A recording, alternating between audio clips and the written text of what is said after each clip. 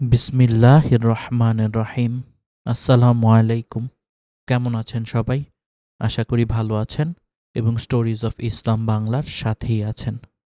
আজকে আমরা শুনব ভয়ঙ্কর অত্যাচারী বাদশাহ নমরুদের কাহিনী।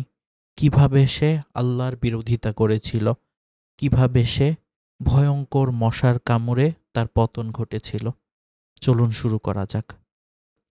নমরুদ ইব্রাহিম আলাইহিসসালামের সময়ে পৃথিবীর বাদশাহ ছিল। সে ছিল পৃথিবীর 4জন বড় বড় শাসকের অন্যতম। নমরুদ প্রায় 400 বছর রাজত্ব করেছে। পবিত্র কোরআনে তার সম্পর্কে বর্ণনা করা হয়েছে। পৃথিবীতে সেই সর্বপ্রথম রাজমুকুট পরিধান করেছে এবং নিজেকে খোদা দাবি করেছে। ইতিহাসবিদ ইবনে আসিরের বর্ণনা মতে নমরুদের বংশ পরম্পরা এমন: নমরুদ বিন কিনআন বিন কুশ বিন হাম বিন নূহ আলাইহিসসালাম। নমরুদ শব্দটির মূলত নমর ও উদ বা নমর ও উদু শব্দ দুটি থেকে এসেছে, যার অর্থ হচ্ছে জাজল্যমান আলো। কারো কারো মতে আবার এ নামের অর্থ বিদ্রোহী, অর্থাৎ খোদার বিরুদ্ধে দ্রোহিতার কারণে তাকে এ নামে ডাকা হতো। এর আরও একটি অর্থ হল বাঘিনী। আরবের কিংবদন্তি অনুযায়ী নমরুদকে বাল্যকালে এক বাঘিনী স্তন্যপান করিয়েছিল। ইতিহাসবিদরা নমরুদকে আল জব্বার বা চরম স্বেচ্ছাচারী হিসেবে বিবেচনা করে, যার স্বেচ্ছাচারিতা তার শক্তি, ক্ষমতা ও দম্ভের প্রকাশভঙ্গি ছিল।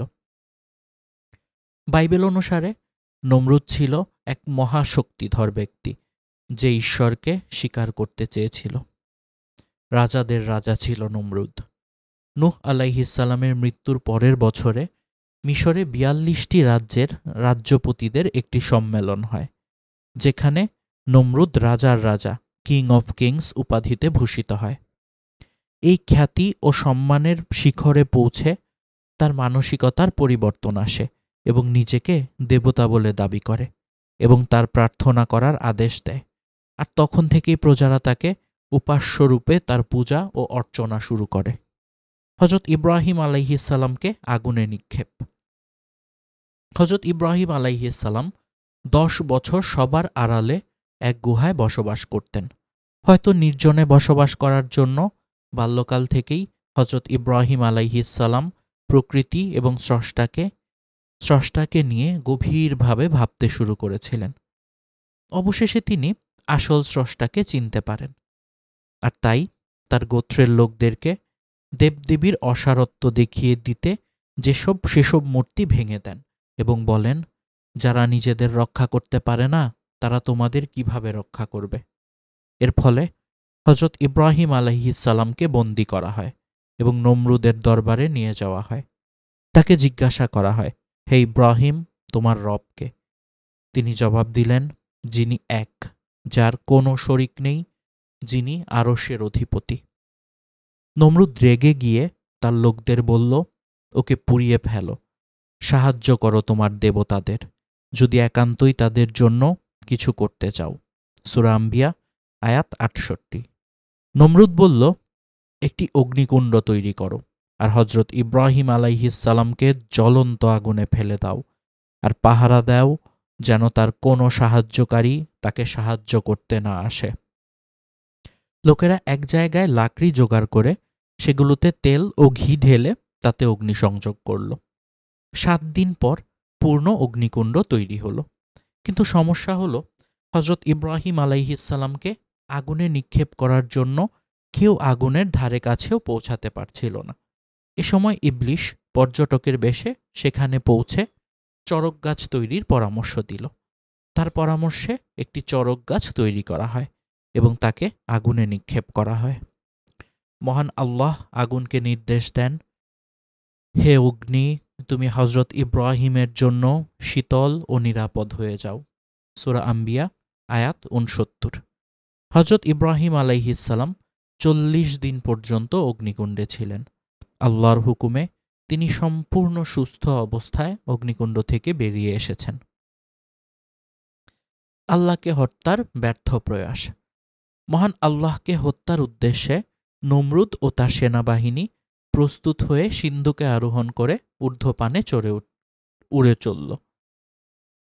ঊর্ধ্ব আকাশে যখন পৌঁছালো, অর্থাৎ সেখান থেকে আকাশ বা পৃথিবীর কিছুই আর দেখা যায় না, এরপর নমরুদ তীর নিক্ষেপ করার প্রস্তুতি নিল। তারপর একের পর এক তারা তীর উপরের দিকে নিক্ষেপ করল। সে সময় মহান আল্লাহ হযরত জিব্রাহিম আলাইহিসসালামকে বলেন, আমার এই বান্দা যেন নিরাশ না হয়। মহান আল্লাহর কথা শুনে হযরত জিব্রাহিল আলাইহিসসালাম তীরের মাথায় রক্ত লাগিয়ে তা ফেরত পাঠালো, যাতে নমরুদ বুঝতে পারে যে সে হযরত ইব্রাহিম আলাইহিসসালামের খোদাকে হত্যা করতে পেরেছে। তার তীর নিক্ষেপ শেষ হলে নমরুদ পৃথিবীর বুকে ফিরে আসে। মাটিতে অবতরণ করার পর নমরুদের রক্ষীরা নিক্ষিপ্ত তীরগুলো কুড়িয়ে নিয়ে এলো। যেগুলো পাওয়া গেল তা সবই ছিল রক্তরঞ্জিত। নমরুদ রক্তমাখা তীরগুলো দেখে আনন্দে আত্মহারা হয়ে গেল এবং বলে উঠল, নিশ্চয়ই আমরা হযরত ইব্রাহিম আলাইহিসসালামের খোদা এবং স্বর্গের বাসিন্দাদের হত্যা করতে সমর্থ হয়েছি এবং তার সাক্ষ্য বহন করছে তীরে লেগে থাকা রক্ত। নমরুদের ভয়ঙ্কর মৃত্যু। নমরুদ আল্লাহর বাহিনীর সঙ্গে যুদ্ধ করার ঘোষণা দিল। হযরত ইব্রাহিম আলাইহিসসালাম দূরে আকাশের দিকে আঙ্গুল দিয়ে দেখালেন। দূরে কালো রঙের একটা মেঘ দেখা যাচ্ছিল। যখন সেটা কাছে চলে এলো, লাখ লাখ মশার গুনগুন শব্দে ময়দান মুখরিত হলো। কিন্তু নমরুদ অবজ্ঞার সুরে বলল, এ তো মশা, তুচ্ছ প্রাণী, তাও আবার নিরস্ত্র। এ সময়ের মধ্যে প্রত্যেক সৈন্যের মাথার উপর মশা অবস্থান নিল। অতঃপর তাদের বুঝে ওঠার আগেই মশাগুলো তাদের নাক দিয়ে মস্তিষ্কে প্রবেশ করল। তারপর দংশন করা শুরু করল। সৈন্যদের মধ্যে বিশৃঙ্খলার সৃষ্টি হল। হিতাহিত জ্ঞান হারিয়ে তীরন্দাজরা ঊর্ধ্বে তীর নিক্ষেপ করে আর পদাতিক সেনারা নিজেদের চারপাশে অন্ধের মতো তরবারি চালালো, যার ফলে একে অপরকে নিজের অজান্তেই আহত বা নিহত করে ফেলল। মশার সঙ্গে যুদ্ধ চলাকালে নমরুদ পালিয়ে প্রাসাদে উঠে এলো, প্রাসাদে চলে এলো। এ সময় একটি দুর্বল ল্যাংড়া মশা তাকে তাড়া করল এবং কিছুক্ষণ মাথার চারপাশে ঘুরে নাসিকা পথে মস্তিষ্কে প্রবেশ করল। এরপর মগজে দংশন করা শুরু করল। নমরুদ যন্ত্রণায় অস্থির হয়ে উন্মাদের মতো প্রাসাদে প্রবেশ করল এবং যন্ত্রণায় দিশাহারা হয়ে পাদুকা খুলে নিজের মাথায় আঘাত করতে শুরু করল। অবশেষে মাথায় মৃদু আঘাত করার জন্য সার্বক্ষণিক কর্মচারী নিযুক্ত করল নমরুদ। সুদীর্ঘ 40 বছর তাকে এই দুঃসহ যন্ত্রণা ভোগ করতে হয়েছিল। অবশেষে মাথার আঘাতের ব্যথায় নমরুদের মৃত্যু হয়। তাফসিরে ইবনে কাসির, পৃষ্ঠা 686। নমরুদকে নিয়ে আরবি ভাষায় একটি বই রয়েছে, সেখানে তার সম্পর্কে বিস্তারিত তথ্য রয়েছে। বইটির নাম আল মালিকুল নমরুদ, আউয়ালু জাবারাতিল আরদি, অর্থাৎ বাদশাহ নমরুদ, যিনি পৃথিবীর প্রথম স্বৈরশাসক। বাইবেলে বুকস অফ জেনেসিস এবং বুকস অফ ক্রনিকেলস অনুসারে নমরুদ ছিলেন কুশের পুত্র। অনেকের মতে নমরুদ অর্থ বিদ্রোহী, অর্থাৎ রেবেল। নমরুদ খোদার বিরুদ্ধে যুদ্ধ ঘোষণা করতে চেয়েছিল, খোদার বিরুদ্ধে বিদ্রোহ ঘোষণা করেছিল। আর আমরা তার সম্পর্কে ইতিহাস এবং অন্যান্য ধর্মপুস্তকগুলোতে যা পাই তা এটা প্রমাণ করার জন্য যথেষ্ট যে তার শক্তি এবং ক্ষমতা এবং দম্ভের প্রকাশ আকাশ ছুঁয়েছিল। যা সহজভাবে বলতে হয়, তিনি একরকম ঐশ্বরিক শক্তির সঙ্গে প্রতিদ্বন্দ্বিতায় নেমেছিলেন। চলুন এবার আমরা দেখি হিব্রনে বাস করা প্রতিদ্বন্দ্বিতার তার ধরন কেমন ছিল এবং কি ধরনের ফলাফল বয়ে এনেছিল। হিব্রনে বাস করার সময় এক পর্যায়ে আল্লাহ ইব্রাহিম আলাইহিসসালামকে বললেন, হে ইব্রাহিম, তুমি নমরুদকে সতর্ক করো তার উপর শাস্তি আসার আগেই।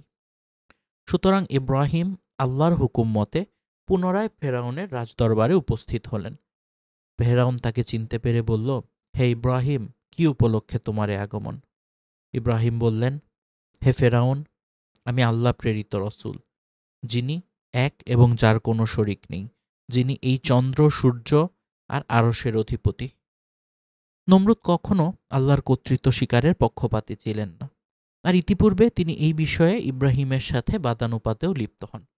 নমরুদ ইব্রাহিমকে তাকে সিজদা দিতে বলে। আর সে সময় যখন ইব্রাহিম তাকে সিজদা করতে অস্বীকার করে এবং নমরুদকে উদ্দেশ্য করে বলে, আমি সিজদা করি একমাত্র আল্লাহকে, যিনি আমার প্রতিপালক।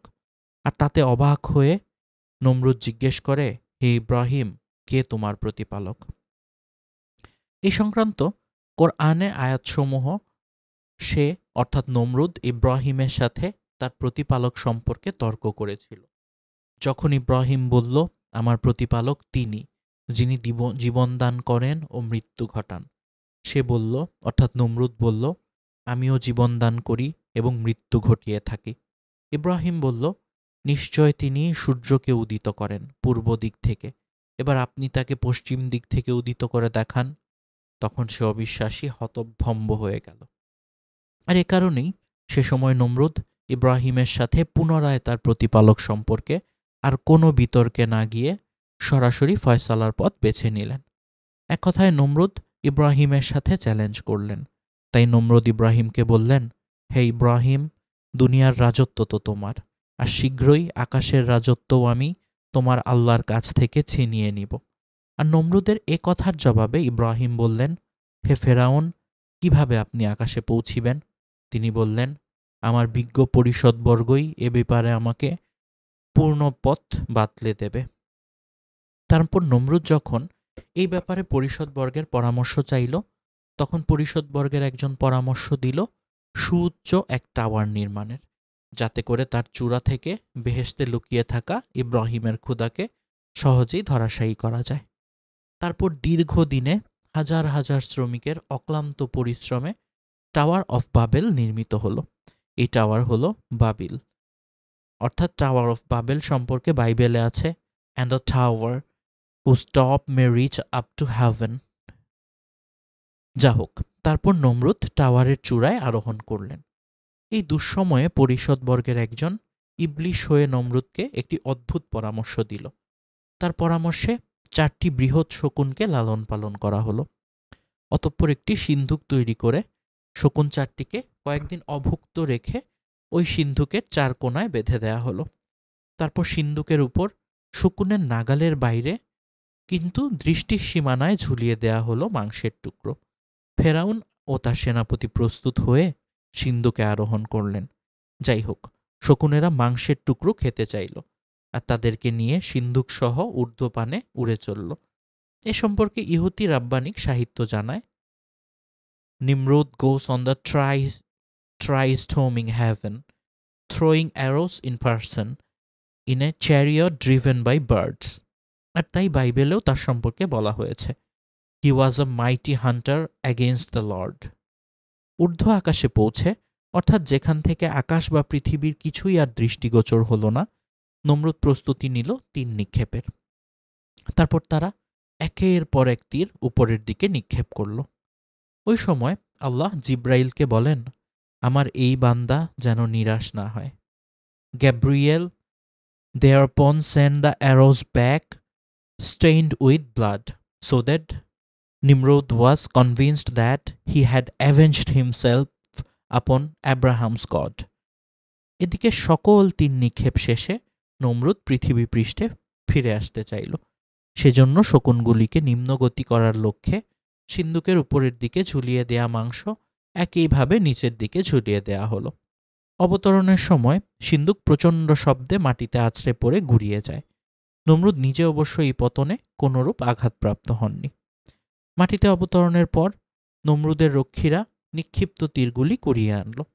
যেগুলো পাওয়া গেল তার সবগুলোই রক্তরঞ্জিত।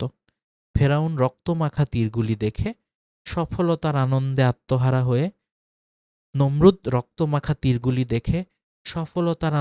আত্মহারা হয়ে সঙ্গীদেরকে বলল, নিশ্চয় আমরা ইব্রাহিমের খোদাকে হত্যা করেছি, তীরে লেগে থাকা রক্তই তার সাক্ষ্য বহন করে। এ সম্পর্কে বুক অফ জাজের জানায়, they cast the arrows towards the heavens, and all the arrows fell upon them filled with blood, and when they saw them they said to each other, surely we have slain all those that are in heaven। They thought that they killed God। খোদা ইব্রাহিমকে জানালেন, ইব্রাহিম, খোদা ইব্রাহিমকে জানালেন আল্লাহ ইব্রাহিমকে জানালেন, ইব্রাহিম, নমরুদকে সতর্ক করো, তার উপর শাস্তি আসার আগেই। সুতরাং ইব্রাহিম হাজির হলেন রাজদরবারে। এবার তাকে দেখে উৎফুল্ল হলেন নমরুদ। বললেন, নিশ্চয় আমরা তোমার খোদাকে হত্যা করতে সমর্থ হয়েছি। তিনি তার সিংহাসনের পাশ থেকে একটা তীর হাতে নিয়ে আত্মগর্বে সেটিকে পরখ করতে বললেন। তীরে লেগে থাকা এই রক্তই তার সাক্ষ্য বহন করে। ইব্রাহিম বললেন, আমার স্রষ্টা চিরঞ্জীব, চিরস্থায়ী।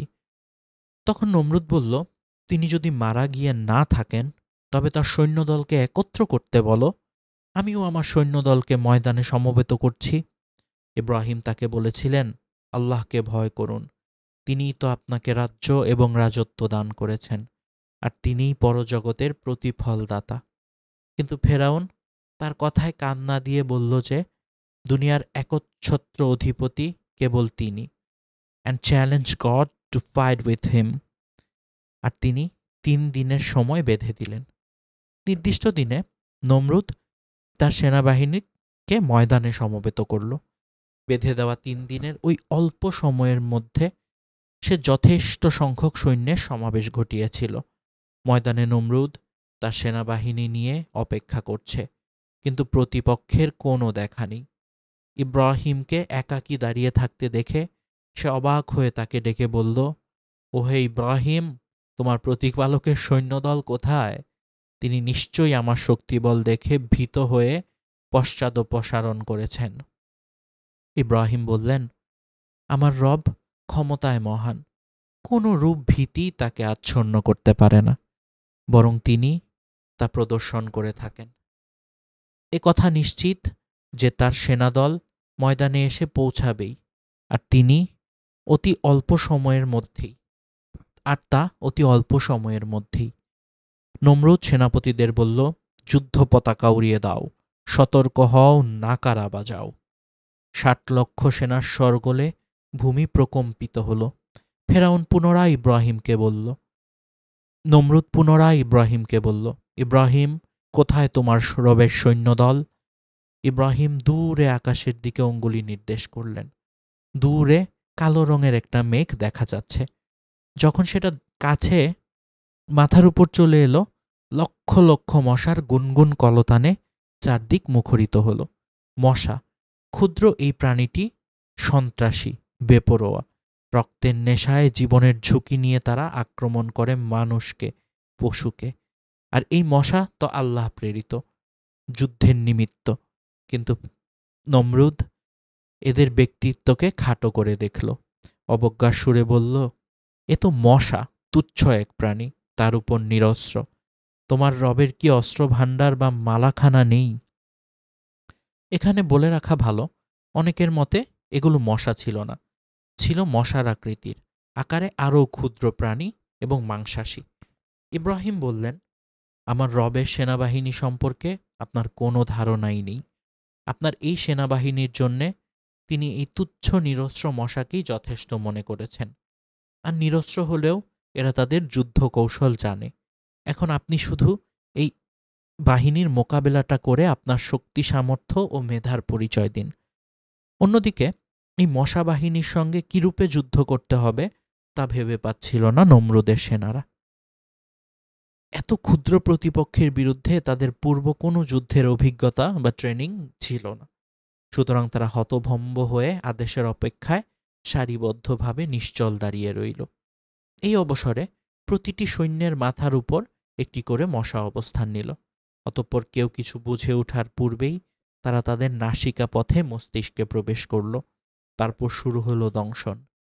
সেনাবাহিনীর মধ্যে বিশৃঙ্খলা সৃষ্টি হলো। হিতাহিত জ্ঞান শূন্য হয়ে তীরন্দাজরা ঊর্ধ্বে তীর নিক্ষেপ করতে শুরু করল, আর পদাতিক সেনারা নিজের চতুর্পার্শ্বে অন্ধের মতো তরবারি চালাতে শুরু করল। এভাবে একে অপরকে নিজের অজান্তেই তারা আহত বা নিহত করে ফেলল। নমরুদ পালিয়ে প্রাসাদে ফিরে আসছিল। এ সময় একটি দুর্বল মশা তাকে তাড়া করল। সে কিছুক্ষণ তার শিরস্ত্রাণের চতুষ্পার্শ্বে কয়েকবার প্রদক্ষিণ শেষে শুরুত করে তার নাসিকা পথে মস্তিষ্কে ঢুকে পড়ল। তারপর ধীরে সুস্থে মগজে দংশন শুরু করল। যন্ত্রণায় অস্থির হয়ে পড়ল নমরুদ। উন্মাদের মতো প্রাসাদে প্রবেশ করল। একসময় দিশেহারা হয়ে পাদুকা খুলে নিজের মাথায় আঘাত করতে শুরু করল। এতে মশা দংশনে বিরত রইল, কিন্তু সে একটু আরাম বোধ করল। অর্থাৎ নমরুদের মশাটা যখন দংশন করা কিছুটা বিরতি দিল, নমরুদ তাতে কিছুটা আরাম বোধ করল। কিন্তু আঘাত বন্ধ করতেই মশা পুনরায় দংশন শুরু করল। অবশেষে নমরুদ তার মাথায় মৃদু আঘাত করার জন্য একজন সার্বক্ষণিক কর্মচারী নিযুক্ত করল। সুদীর্ঘ 40 বছর সে এই দুঃসহ যন্ত্রণা ভোগ করেছিল। এটা অদ্ভুত ছিল যে পাদুকা ব্যতীত অন্য কিছুর আঘাতে মশা দংশনে বিরত থাকত না। সে সময় ইব্রাহিম আলাইহিসসালাম তার সাথে সাক্ষাৎ করে বললেন, হে নমরুদ, স্বীয় মস্তকে স্বীয় পাদুকা দ্বারা আঘাতের জন্য স্বীয় অর্থেই গোলাম নিযুক্ত করে রাখা জঘন্য। সুতরাং এখনো সময় আছে। আল্লাহকে সর্বশক্তিমান এবং অদ্বিতীয় বলে স্বীকার করে নিন। তাতে তিনি আপনার পাপসমূহ ক্ষমা করবেন এবং আপনি এই কঠিন বিপদ থেকে মুক্তি পাবেন। নমরুদ মনে করত খোদাকে স্বীকার করে নিলে তার ক্ষমতা ও প্রভাব বিলুপ্ত হবে। তাই তিনি উত্তর দিলেন, হে ইব্রাহিম, আমি দুনিয়ার অধীশ্বর, অন্য কাউকে আমি স্বীকার করি না। ইব্রাহিম বুঝতে পারলেন যাকে আল্লাহ পথ প্রদর্শন করেননি সে কখনো পথ খুঁজে পাবে না। তিনি হতাশ হয়ে ফিরে এলেন। এ কারণেই তার সম্পর্কে বলা হয়েছে, whether or not convinced as having ultimately repented, Nimrud remained in Jewish and Islamic tradition an emblematic evil person, an archetype of an idolater and tyrannical king. In rabbinical writings up to the present, he is almost invariably referred to as Nimrud the Evil Hebrew. অন্যদিকে নমরুদের সার্বক্ষণিক দায়িত্বে নিয়োজিত কর্মচারী অতিষ্ঠ হয়ে পড়েছিল। এক মুহূর্ত অবসর নেই, সামান্য বিরতিতেই তিরস্কার। এ সময় তার মনে এমন বিরক্তি ও ক্রোধের সৃষ্টি হল যে সে তার হস্তস্থিত পাদকা দ্বারা সজোরে এক আঘাত হানে। সেই আঘাতেই নমরুদের মৃত্যু হয়। পৃথিবীর 4 জন বড় বড় শাসকের অন্যতম একজন ছিল নমরুদ। প্রায় 400 বছর রাজত্ব করেছিল সে। খলিলুল্লাহ হযরত ইব্রাহিম আলাইহিসসালামের সময়কালে শাসক ছিল নমরুদ। ইব্রাহিম আলাইহিসসালাম যখন আল্লাহর একত্ববাদের দিকে আহ্বান করলেন, তখন বাদশাহ নমরুদ একত্ববাদের আহ্বানকারী হযরত ইব্রাহিম আলাইহিসসালামকে চ্যালেঞ্জ দিয়ে জিজ্ঞেস করল, সে কেমন প্রভু যার প্রতি তুমি মানুষকে আহ্বান করছ? আমাকে তার কিছু বৈশিষ্ট্য শোনাও। তখন হযরত ইব্রাহিম আলাইহিসসালাম বললেন, জীবন মরণের সব শক্তি তারই হাতে। তিনি সমগ্র সৃষ্টির নিয়ন্ত্রণকর্তা ও পালনকর্তা। কারো সাধ্য নেই যে তার এ ক্ষমতার মধ্যে কোনরূপ হস্তক্ষেপ করবে। হযরত ইব্রাহিম আলাইহিসসালামের এ প্রশ্নের উত্তরেই নির্ধারিত হয়েছিল, একচ্ছত্র ক্ষমতার অধিকারী শুধুই মহান আল্লাহ তাআলা। তারপরও নমরুদ নিজেকে জীবন মৃত্যুর ক্ষমতার অধিকারী বলে দাবি করে। মৃত্যুদণ্ডপ্রাপ্ত 2 জন কয়েদিকে ডেকে এনে একজনকে ফাঁসি আর একজনকে ক্ষমা করে মুক্তির নির্দেশ দেয়, আর বলে, আমি নিজেও মানুষকে জীবন দান করি এবং মৃত্যু ঘটাই। সঙ্গে সঙ্গে ইব্রাহিম আলাইহিসসালাম বললেন, জীবন মৃত্যুর বিষয়টি থাকুক। মানুষের সাধারণ বুঝের প্রতি খেয়াল করে তিনি বললেন, প্রকৃতির সাধারণ একটি ক্ষেত্রে তোমার শক্তি পরীক্ষা করে দেখাও। নমরুদ নিজেকে সূর্যদেবীর অবতার মনে করত। সূর্যকে দেবতা মানার এ ভ্রান্ত আকিদার মূলে কুঠারাঘাত করতেই তিনি নমরুদকে বললেন, আমি যার দিকে মানুষকে আহ্বান করি সে আল্লাহ তাআলা পূর্ব দিক থেকে সূর্য উদিত করেন। আর তুমি যদি সত্যিই নিজেকে রব ও সূর্য দেবীর অবতার হিসেবে দাবি করো, তবে একবারের জন্য হলেও পশ্চিম দিক থেকে সূর্যকে উদিত করে দেখাও। হযরত ইব্রাহিম আলাইহিসসালামের এ দাবির ফলে নমরুদ হতবুদ্ধি হয়ে যায়। তার দাবি পূরণে অপারগ হয়ে যায়। তা করে দেখানো দূরের কথা, হযরত ইব্রাহিম আলাইহিসসালামের কথা শুনেই নমরুদ নির্বাক ও হতভম্ব হয়ে যায়। এ বিষয়টি পবিত্র কোরআনে তুলে ধরা হয়েছে এভাবে। অর্থ, আপনি কি ওই ব্যক্তিকে দেখেননি যে ইব্রাহিমের সাথে তার রব সম্পর্কে বিতর্কে লিপ্ত হয়েছিল, যেহেতু আল্লাহ তাকে রাজত্ব দিয়েছিলেন। যখন ইব্রাহিম বললেন, আমার রব তিনি, যিনি জীবন দান করেন ও মৃত্যু ঘটান, সে বলল, আমিও তো জীবন দান করি ও মৃত্যু ঘটাই। ইব্রাহিম বললেন, নিশ্চয়ই আল্লাহ সূর্যকে পূর্ব দিক থেকে উদয় করান, তুমি সেটাকে পশ্চিম দিক থেকে উদয় করিয়ে দেখাও তো। তারপর যে কুফরি করেছিল সে হতবুদ্ধি হয়ে গেল, আর আল্লাহ জালিম সম্প্রদায়কে হিদায়েত করেন না। সূরা বাকারা আয়াত 258। নমরুদ রেগে গিয়ে ইব্রাহিম আলাইহিসসালামকে আগুনে নিক্ষেপ করল। আল্লাহ তাআলা জ্বলন্ত আগুনকে তার খলিলের জন্য শীতল করে দিলেন। মহান আল্লাহ আগুনকে নির্দেশ দেন, হে অগ্নি, তুমি হযরত ইব্রাহিমের জন্য শীতল ও নিরাপদ হয়ে যাও। সূরা আম্বিয়া আয়াত ৬৯। হযরত ইব্রাহিম আলাইহিসসালামের একত্ববাদের আহ্বানে সাড়া না দিয়ে নমরুদ উল্টো আল্লাহ তাআলার সঙ্গে যুদ্ধ ঘোষণার ধৃষ্টতা দেখিয়ে বাহিনী প্রস্তুত করল। এই ঘোষণার পর সে আকাশের দিকে তীর নিক্ষেপ করল। এই সময়ে হযরত ইব্রাহিম আলাইহিসসালাম দূরে আকাশের দিকে আঙুল দিয়ে দেখালেন। দূরে কালো রঙের একটা মেঘ দেখা যাচ্ছিল। যখন সেটা কাছে চলে এলো, লাখ লাখ মশার গুনগুন শব্দে ময়দান মুখরিত হলো। কিন্তু নমরুদ অবজ্ঞার সুরে বলল, এ তো মশা, তুচ্ছ প্রাণী, তাও আবার নিরস্ত্র। এ সময়ের মধ্যে নমরুদের প্রত্যেক সেনার মাথার উপর মশা অবস্থান করছিল। তারা কিছু বুঝে ওঠার আগেই মশাগুলো তাদের নাক দিয়ে মস্তিষ্কে প্রবেশ করল। তারপর শুরু করল দংশন করা। সৈন্যদের মধ্যে বিশৃঙ্খলার সৃষ্টি হয়ে গেল প্রচণ্ড রকমের। হিতাহিত জ্ঞান হারিয়ে তীরন্দাজরা ঊর্ধ্বে তীর নিক্ষেপ করল, আর পদাতিক সেনারা নিজেদের চারপাশে অন্ধের মতো তরবারি চালাতে লাগলো, যার ফলে একে অপরকে নিজের অজান্তেই বা আহত বা নিহত করে ফেলল। তারা নিজেদের গায়ে বারবার তরবারি চালাতে লাগলো। নিজেরা এর আঘাতে রক্তারক্তি হয়ে একে একে সৈন্যরা ঝরে পড়তে লাগলো এবং মৃত্যু ঘটতে লাগলো তাদের। মশার সঙ্গে যুদ্ধ চলাকালে নমরুদ পালিয়ে প্রাসাদে চলে এলো। এ সময় একটি দুর্বল ল্যাংড়া মশা তাকে তাড়া করল এবং কিছুক্ষণের মধ্যেই তার মাথার চারপাশে ঘুরতে ঘুরতে নাক দিয়ে মস্তিষ্কে প্রবেশ করল। অর্থাৎ একটা ল্যাংড়া মশা নমরুদের নাক দিয়ে তার মাথায় প্রবেশ করল। এরপর মগজে দংশন করা শুরু করল। নমরুদ যন্ত্রণায় অস্থির হয়ে উন্মাদের মতো প্রাসাদে প্রবেশ করল এবং যন্ত্রণায় দিশেহারা হয়ে পায়ের জুতা খুলে নিজের মাথায় আঘাত করতে শুরু করল। অবশেষে মাথায় মৃদু আঘাত করার জন্য একজন সার্বক্ষণিক কর্মচারী নিযুক্ত করল নমরুদ। সুদীর্ঘ ৪০ বছর তাকে এই দুঃসহ যন্ত্রণা ভোগ করতে হয়েছিল। অবশেষে মাথার আঘাতের ব্যথায় নমরুদের মৃত্যু হয়। ইব্রাহিম আলাইহিসসালামের যে কথায় নমরুদ নির্বাক হয়েছিল। কোরআনুল কারিমে মানুষের জন্য সর্বোত্তম ও নিষ্কলুষ ও নির্ভুল জীবন ব্যবস্থা। যে বা যারা কোরআনের আলোকে নিজের জীবনকে পরিচালিত করেছে, তাদের দুনিয়া ও পরকালীন জিন্দেগি সফলতায় পরিপূর্ণ।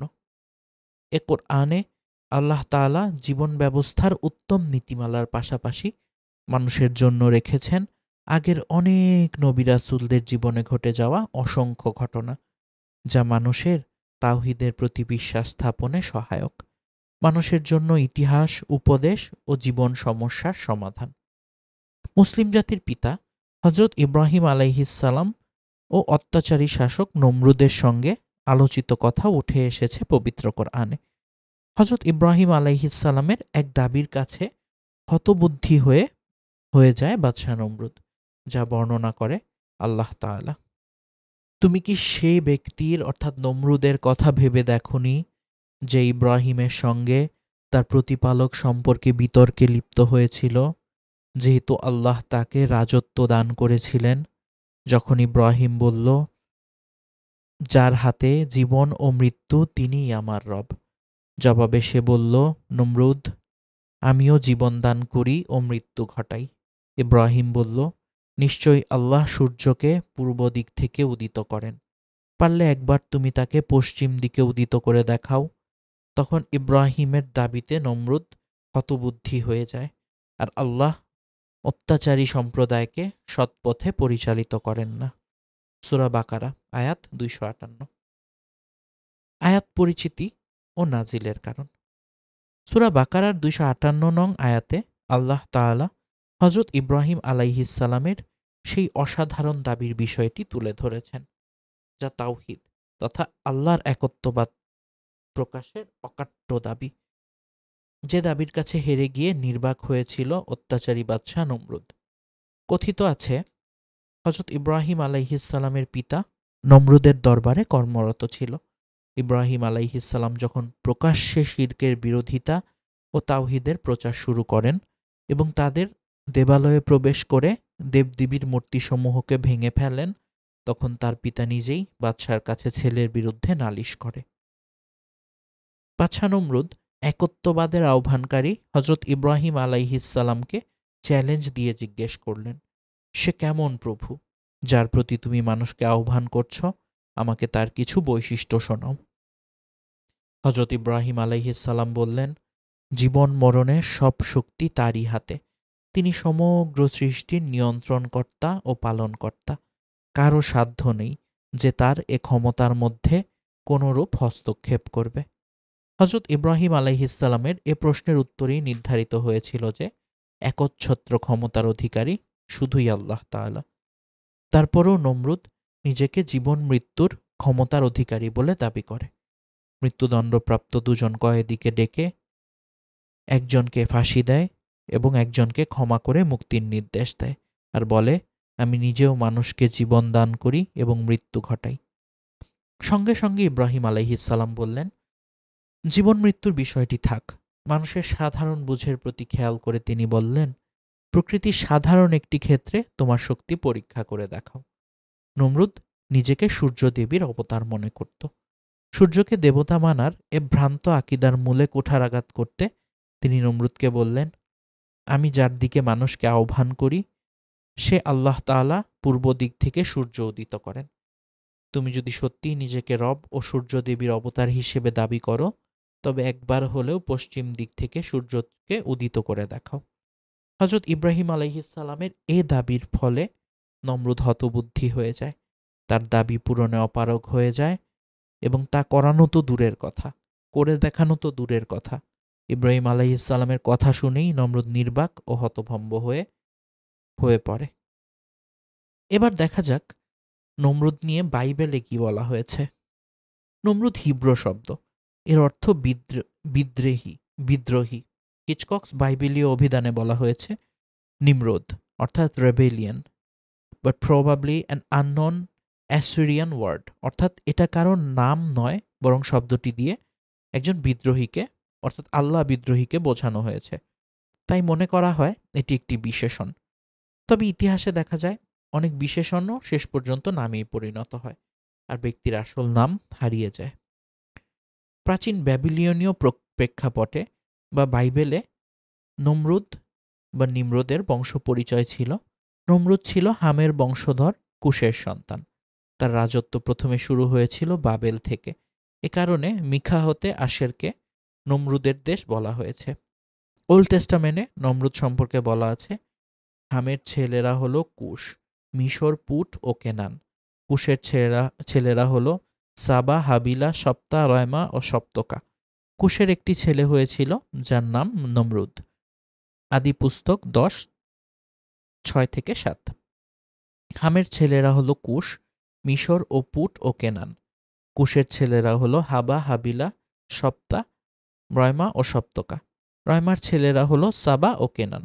কুশের একটি ছেলে হয়েছিল যার নাম নমরুদ। ঈশ্বর নমরুদ সম্পর্কে। নমরুদ দুনিয়াতে একজন ক্ষমতাশালী পুরুষ হয়ে উঠেছিল। মাবুদের চোখে তিনি ছিলেন একজন বেপরোয়া শিকারী। সেজন্য কথায় বলে, লোকটা যেন মাবুদের চোখে একজন বেপরোয়া নমরুদ। দুনিয়াতে একজন ক্ষমতাশালী পুরুষ হয়ে উঠেছিল নমরুদ। নমরুদের রাজ্য সীমা কত দূর ছিল?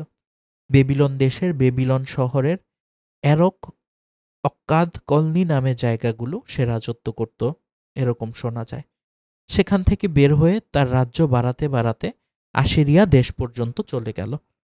সেখানকার নিনেভ, রাবোবোত, রেশন নামে শহরগুলি তারই তৈরি। এর মধ্যে রেশন ছিল নিনেভ ও কেলহের মাঝামাঝি জায়গায়। এগুলো একসঙ্গে মিলে একটা বড় শহর তৈরি হয়েছিল। আশিরিয়া যে নমরুদের শাসিত দেশ ছিল তার প্রমাণ পাওয়া যায় মিকার ভবিষ্যৎবাণীতেও। মিশরীয় পুরাণে নমরুদ, একরকম ধারণা রয়েছে যে নমরুদ হচ্ছে মিশরীয় পুরাণে ইহুদি সংস্করণ। বলা হয় মিশরীয় সূর্য দেবতা রা এর পুত্র এবং মহান দেবতা ও সম্রাট ওসিরিস বা আশারি ছিলেন নমরুদ। ওসিরিসের নৃশংস হত্যাকাণ্ড প্রকৃতপক্ষে নমরুদেরই। এ হত্যাকাণ্ড মিশরের মানুষের মানসপটে গেঁথে গিয়েছিল। কারণ পুরাণ মতে ওরিসিস তার জাতিকে অন্ধকার থেকে আলোর পথে নিয়ে এসেছিল, তাদেরকে শিখিয়েছিল কৃষি, ধর্ম এবং সভ্যতা। ওরিসিসের সমাধিক্ষেত্রের ভিতর থেকে তার মমিকৃত দেহের সঙ্গে রক্ষিত উদ্ধার করা কাহিনী সূত্রটি বলে ওরিসিস, অর্থাৎ এটাকে যদি নমরুদ মনে করা হয়, তার মৃত্যু হয়েছিল তার দুষ্ট ভ্রাতা ও শত্রু শামের হাতে। এর সঙ্গে জড়িত ছিল ৭২ জন গোত্রপ্রধান। হত্যাকাণ্ড সফল হলে তার মৃতদেহ খণ্ড বিখণ্ড করে ছড়িয়ে দেয়া হয়েছিল পুরো মিশর রাজ্য জুড়ে। এবার দেখি শাম নমরুদের কাহিনীর কথা বাইবেলে কি বলে। নমরুদের অন্যায়ের বিরুদ্ধে শাম উচ্চতর ৭২ জন বিচারককে বিচারের জন্য রাজি করতে সমর্থ হন। রায়ে মৃত্যুদণ্ড কার্যকর করেন এবং বিচারপতিদের সম্মানে নমরুদের লাশ খণ্ড বিখণ্ড করেন। সমস্যা হলো, শাম ওরিসিসের ভাই শাম ছিলেন একজন প্রাচীন হারকিউলিস। তাকে শক্তি যোগাত স্বয়ং ঈশ্বর। সেই শক্তি দিয়ে সে বিজয়ী হয় স্বর্গের বিরুদ্ধে, অর্থাৎ বিদ্রোহী দৈত্যের মাইটি হান্টার। আমরা আগেই দেখেছি নমরুদকে আদি পুস্তকে অর্থাৎ বাইবেল অনুসারে মাইটি হান্টার বলা হয়েছিল। শাম এখানে তাহলে নমরুদকেই পরাজিত করেন, যে ছিল তার ভাই, অর্থাৎ মিশরীয় পুরাণ মতে অবশ্যই। তাহলে শাম আর নমরুদের বাবা হলো মিশরী দেবতা রা, কিন্তু বাইবেলে শামকে বলা হয়েছে নূহ এর পুত্র। শামের বংশধর বালি, ইহুদি, খ্রিস্টান, আরব, সেমেটিক। কোনটা তবে ঠিক? নূহ ছিলেন মেসোপটেমীয়, কিন্তু তার ছেলে মিশরী হয় কি করে? কাজেই ধরে নেওয়া যায় মিশরী বন্দিজীবন বসবাসকালে শাম নমরুদের এই আখ্যান ইহুদিরা শুনেছিল এবং পরে এরই বাইবেলীয় রূপ দিয়েছে। অন্তত মিশরীয় পুরাণের আবিষ্কৃত মমির কাহিনী মানলে ঘটনাটা তেমনই দাঁড়ায়। কিন্তু পুত্রের মিশরীয়, বাবার মেসোপটেমিয়ান হওয়াটা, গোঁজামিলটা ঠিক ধরা যাচ্ছে না। আর কোরআনে নমরুদকে নিয়ে কি বলা হয়েছে সেটা তো আমরা ইতিমধ্যে দেখেছি। এবার আসুন আরো কিছু দেখা যাক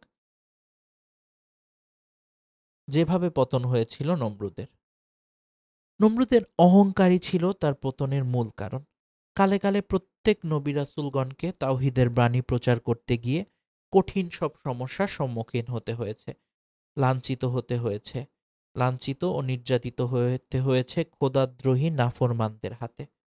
প্রতিটি নবী রাসূলের যুগেই এমন জালিমদের বাস ছিল এবং প্রত্যেককে একই পরিণতির সম্মুখীন হতে হয়েছে। এ সকল পাপিষ্ট অহংকারীদের পরিণতি হলো ধ্বংস। এরকমই একজন অহংকারী খোদাদ্রোহী বাদশা ছিল নমরুদ, যার অহংকারের সীমা এতটাই লঙ্ঘন হয়েছিল যে খোদা তার সৃষ্টির ক্ষুদ্রতম একটি জীবকে দিয়ে নমরুদের পতন ঘটিয়েছিল, যা ইতিহাসের সকল অহংকারীর জন্য শিক্ষা হয়ে থাকবে। নমরুদ শব্দটির উৎপত্তি নমর বা উদ বা নম্রা বা উদুদ শব্দ দুটি থেকে, যার অর্থ জাজল্যমান আলো। কারো কারো মতে আবার এই শব্দের অর্থ বিদ্রোহী, অর্থাৎ খোদার বিরুদ্ধে দ্রোহিতার কারণে তাকে এ নামে ডাকা হতো, যা ইতিপূর্বে আমরা জেনেছি। নমরুদ ছিল রাজাদের রাজা। নমরুদের রাজারা হওয়ার সম্পর্কে নানান কাহিনী বর্ণিত হয়েছে। কারো কারো মতে শিকারে পারদর্শিতার ক্ষমতাকে অলৌকিক মনে করে মানুষ তাকে রাজা বানিয়ে দেয়, তাদের রাজা বানিয়ে দেয় তাকে। আবার আরেক কাহিনী অনুযায়ী নমরুদের যখন যুবক বয়স, তখন তার গোত্র হেমেটিকদের সঙ্গে বিরোধী গোত্র জাফেটিকদের যুদ্ধ হয়। যুদ্ধে জাফেটিকদের বিজয় লক্ষণ দেখা যাচ্ছিল। ঠিক তখনই নমরুদ কুশাইট নামক এক ক্ষুদ্র গোত্রের ক্ষুদ্র এক বাহিনী নিয়ে অতর্কিত আক্রমণের মাধ্যমে তাদের উভয়কে পরাজিত করে সকল মানুষের রাজা বনে যায়। সিনার ভূখণ্ডের বাবিল, কালনেহ, আক্কাড, উরুক এবং সিনারের বাইরে নিনেভ, অসুর, রিহোবত, কালাহ এবং রজেন নিয়ে তার সাম্রাজ্য গঠিত হয়। নূহ আলাইহিস সালামের মৃত্যুর পরের বছর মিশরে ৪২টি রাজ্যের রাজ্যপতিদের একটি সম্মেলন হয়। সেখানে নমরুদ রাজার রাজা অর্থাৎ কিং অফ কিংস উপাধিতে ভূষিত হয়।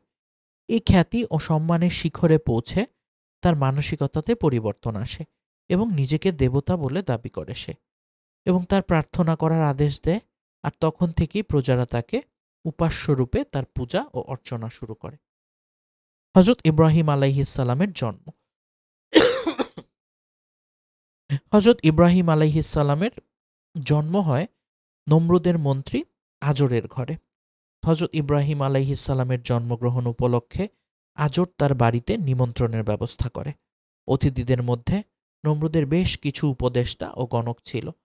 মধ্যরাতে ভোজন পান শেষে সবাই যখন গৃহত্যাগ করছিল, তখন ওই উপদেষ্টা দল ঊর্ধ্ব দিকে তাকিয়ে দেখল পূর্ব দিক থেকে একটা নক্ষত্র ছুটে এসে আকাশের চারদিকে 4টি বড় নক্ষত্রকে একে একে গিলে ফেলল। তখন গণকরা বিষয়টি গণনা করে জানতে পারে যে পৃথিবীতে এক শিশুর আগমনের কথা, যার ভাগ্য নির্ধারিত এ জগৎ ও পরজগৎ জয়কারী হিসেবে। তারা অবিলম্বে নমরুদকে বিষয়টি জানাল। নমরুদ শিশুটির জন্মগ্রহণ সম্পর্কে তার উপদেষ্টাদের জিজ্ঞেস করল। তার উপদেষ্টারা নমরুদকে বলল যে শিশুটি তার মন্ত্রী আজরের ঘরে জন্ম নিয়েছে। নমরুদ এ কথায় বিস্মিত হয়ে উঠল, কারণ আজর ছিল নমরুদের একজন বিশ্বস্ত এবং অত্যন্ত বিশ্বস্ত কর্মচারী। আজর ছিল মূলত দেবমূর্তি নির্মাতা, যার কারণে সমাজে তার সম্মান ও প্রতিপত্তি ছিল। তাই তারা আজরকে না চটিয়ে শিশুটিকে অর্থ সম্পদের বিনিময়ে হস্তগত করতে চেয়েছিল, কিন্তু এ প্রস্তাবে আজর অসম্মতি জানালো। স্বাভাবিক, সে তার সন্তানকে তো আর দিয়ে দিতে পারে না। অসম্মতি জানালো এবং একটি প্রবাদ বলে যে এ তো এমন এক প্রস্তাব যা এক গাধাকে দেয়া হয়েছে। গাধাকে বলা হয়েছিল যে আমি তোমাকে গোলা ভর্তি জব দেব যদি তুমি তোমার মাথাটা কেটে ফেলার অনুমতি দাও। গাধা উত্তর দিয়েছিল, যদি আমার মাথাই কেটে ফেলো তবে গোলা ভর্তি জব দিয়ে আমি কি করব? এ কথা দিয়ে আজর নমরুদকে বোঝাতে চাইল যে এত সম্পদ দিয়ে কি হবে যদি তা ভোগ করার জন্য কোনো উত্তরাধিকারী না থাকে। এ কথা শুনে নমরুদ রেগে যায় এবং তাদের জীবন নাশের হুমকি দিয়ে আসে। এক পর্যায়ে আজর তার কথায় রাজি হয় এবং 3 দিন পরে নিজের সন্তানের পরিবর্তে তার এক দাসীর সন্তানকে নমরুদের হাতে তুলে দেয়। নমরুদ ওই শিশুকে তক্ষুনি হত্যা করে ফেলে। এর পরের কাহিনী তো আমরা সকলেই জানি। নমরুদ কিভাবে খোদাকে হত্যার ব্যর্থ প্রয়াস করে, 4টি অভুক্ত বিশাল আকার শকুনকে অভুক্ত করে রাখে। তারা আস্তে আস্তে বড় হয় এবং সেই শকুনগুলোকে একটি সিন্ধুকের 4 পায়ার সাথে বেঁধে দেয়। তারপরে একটি মাংসের টুকরো ঝুলিয়ে রাখে। শকুনরা সেই মাংসের টুকরো খাওয়ার লোভে উঠতে উঠতে উপরের দিকে নিয়ে চলে। তখন সেই সিন্ধুকে চড়ে বসে নমরুদ, আর সেও উপরের দিকে চলতে থাকে। এবার দেখি আরেকটি প্রচলিত ঘটনা নমরুদকে নিয়ে। নমরুদ কাউকে সহবাস করতে দেয়নি কেন? এ ব্যাপারে আসলে সঠিকভাবে তেমন কিছু জানা যায় না, যদিও প্রশ্নটি এসেছে। হয়তো এমনটি হতে পারে যে নমরুদকে যখন তার গণকরা ইব্রাহিম আলাইহিস সালামের আগমন সম্পর্কে বার্তা দিয়েছিল, সেটি শুনে নমরুদ এতটাই ভীত হয়েছিল যে সে ভয় পাচ্ছিল যে তার রাজ্যে এমন কেউ জন্ম নিবে যে তার জন্য ক্ষতির কারণ হবে। তাই সে রাজ্যের কাউকে তখন সহবাস করতে দেয়নি, কারণ সেই সহবাসের ফলে কোনো সন্তান জন্ম নিলে সে নমরুদের শত্রু হয়ে উঠতে পারে। এই ভয়েই হয়তো নমরুদ তখন কাউকে সহবাস করতে দেয়নি। যে বিতর্কে হেরে ইব্রাহিম আলাইহিস সালামকে আগুনে নিক্ষেপ করেছিল নমরুদ, এটিও আমরা ইতিমধ্যে জেনেছি যে নমরুদ বলেছিল সে নিজেকে খোদা দাবি করছিল, কিন্তু ইব্রাহিম আলাইহিস সালাম তাকে প্রমাণ করে দেখিয়ে দেয়। নমরুদ যখন বলছিল যে তোমার খোদা কি পারে, মানুষকে জীবন দিতে পারে এবং মানুষের মৃত্যু দিতে পারে, আমিও পারি, এ কথা বলে সে এক অপরাধীকে সঙ্গে সঙ্গে ফাঁসির নির্দেশ দিয়েছিল এবং আরেক অপরাধীকে সে মৃত্যুদণ্ড থেকে একদম বেকসুর খালাস করে দিয়েছিল, দিয়ে বলেছিল দেখো আমিও কিভাবে মানুষকে মৃত্যু থেকে উদ্ধার করতে পারি, অর্থাৎ জীবিত রাখতে পারি, আবার মৃত্যুও দিতে পারি। এই সবই ছিল আসলে নমরুদের খোদাদ্রোহিতার এক ভয়ানক মানে আত্মপ্রকাশ আর কি। সুতরাং এই ব্যাপারগুলো থেকে আমাদের খেয়াল রাখতে হবে যে আমরা যেন কোনোভাবেই যেন আমরা অহংকারী না হয়ে পড়ি এবং আমরা কোনোভাবেই যেন আল্লাহদ্রোহী না হয়ে পড়ি। নমরুদের কাহিনী থেকে আমরা এই শিক্ষাগুলোই পাই এবং শেষমেশ আল্লাহ তাআলা নমরুদকে ধ্বংস করেন একটি মশার মাধ্যমে। মশার বাহিনী পাঠিয়ে নমরুদের বিশাল বাহিনীকে আল্লাহ শেষ করে দেন। সেই মশাগুলো নাসিকা গ্রন্থ দিয়ে প্রবেশ করে, অর্থাৎ নাক দিয়ে ঢুকে মস্তিষ্ক খেয়ে ফেলে নমরুদের বাহিনীর এবং শেষ পর্যন্ত নমরুদের নাক দিয়ে ঢুকে তাকে এতটা বিরক্ত করে তোলে যে সে 40 বছর পর্যন্ত এই যন্ত্রণা ভোগ করে এবং সে তার নিজের পায়ের জুতা মাথায় বারবার বারবার আঘাত করত এবং শেষ পর্যন্ত সে তার একটি চাকর নিয়োগ করে যে চাকরের সার্বক্ষণিক কাজ ছিল তার মাথায় জুতা দিয়ে আঘাত করা।